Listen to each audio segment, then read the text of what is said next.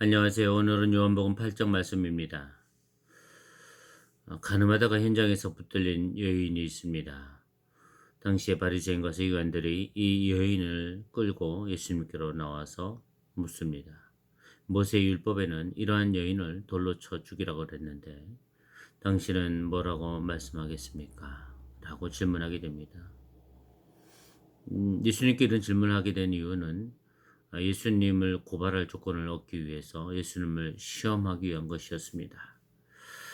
어떻게 예수님이 대답을 하더라도 그 예수님의 꼬투리를 잡고 예수님을 몰아 세우려는 기세를 가지고 예수님께 온 것이죠.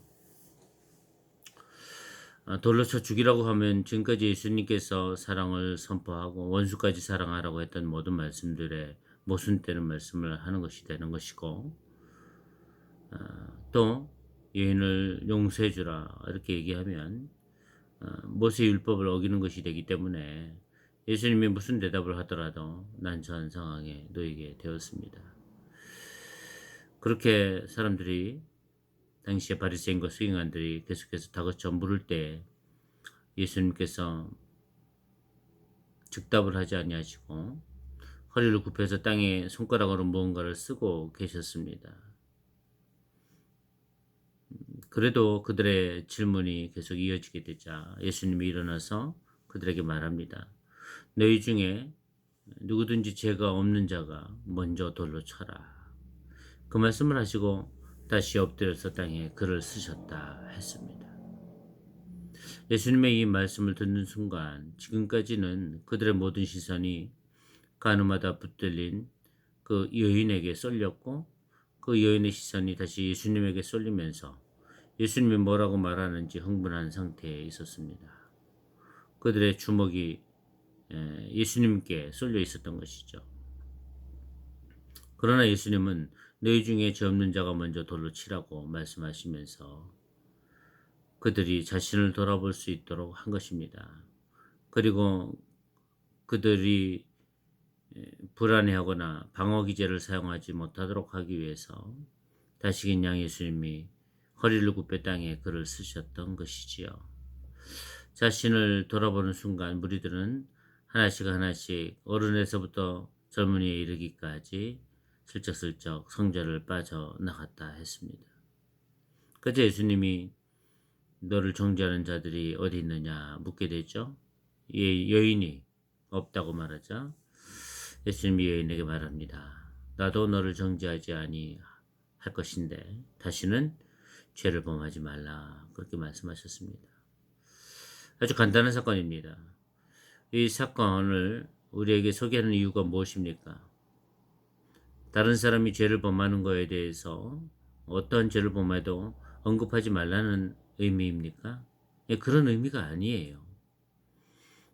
잘못하고 죄를 범하는 것에 대해서 잘못됐다 말하고 그렇게 하면 안 된다 말하는 게 정상이지요. 그런데 잘못 사용하는 사람들은 이러한 사건을 통해서 예수님이 했던 말을 자기 편리한 대로 이용하는 것을 볼 수가 있습니다. 죄를 범해놓고도 그 죄를 지적하게 되면 너는 죄가 없냐? 너는 그렇게 깨끗하냐? 넌 정의롭냐? 이런 질문을 하게 됩니다. 그것은 잘못한 사람이 할 말이 아닙니다. 주님이 하실 말이죠. 만약에 여인이 벌떡 일어나서 너희들은 죄가 없냐? 죄 없는 자가 먼저 나를 돌로 쳐라. 이렇게 말을 했다면 그 여인은 돌에 맞아 죽었을 것입니다. 그것은 그러한 말은 죄를 범한 사람들이 할 말이 아니라는 것입니다. 또 어떤 사람이 잘못을 했는데 그 잘못을 변호하기 위해서 이해관계가 있는 사람이 그 잘못을 변호하기 위해서 지적하는 사람들에게 너는 죄가 없냐? 성경에 죄 없는 자가 돌로 치라고 하지 않았더냐? 이런 식으로 변호하는 것도 옳지 않은 행위입니다.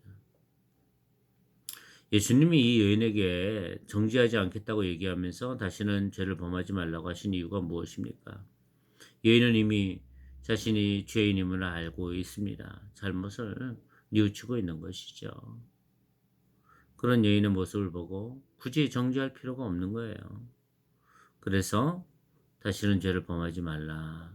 이렇게 말씀하신 것입니다. 그렇습니다.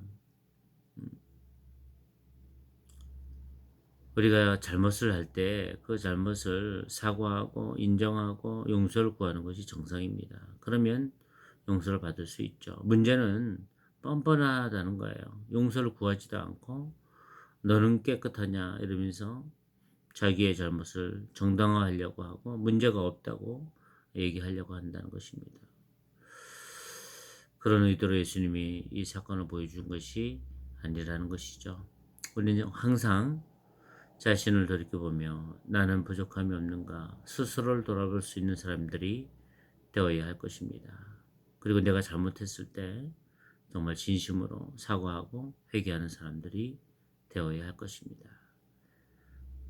그런 삶을 살아가는 우리 모두가 되기를 주님의 이름으로 축복합니다. 감사합니다.